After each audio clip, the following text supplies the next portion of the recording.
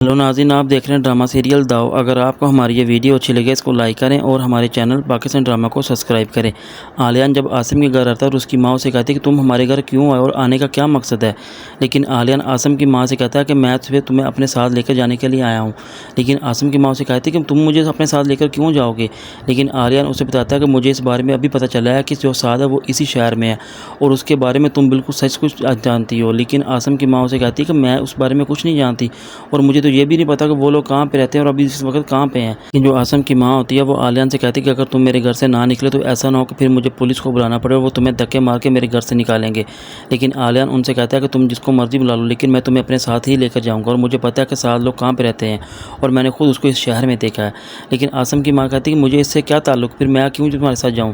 लेकिन नेहा पास खड़ी ये सारा माजरा देख रही होती है और ये सोचती कि कहीं ऐसा ना हो यहाँ पे कोई और बड़ा हंगामा हो, इसलिए हमें बिल्कुल भी इस मामले को शांति से ख़त्म करना होगा। लेकिन नेहा अंबर से कहती है कि तुम बिल्कुल भी फिक्र मत करो, तुम अपने लिए नहीं बल्कि तुम्हारी जैसी बहुत सी लड़कियां जिनका तुम हथियार बन चुकी हो और हम सब तुम्हारी इस उम्मीद से बिल्कुल खुश हैं।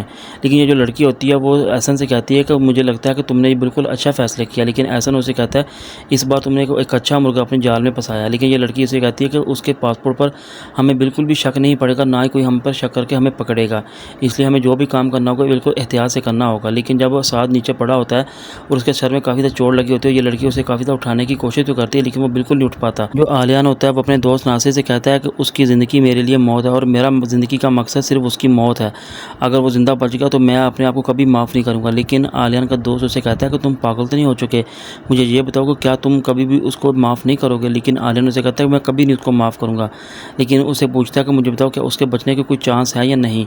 लेकिन आलियान उसे बताता है कि जिस तरह वो पड़ा है मुझे लगता नहीं है कि वो कभी उठेगा, बल्कि उसकी मौत पक्की है।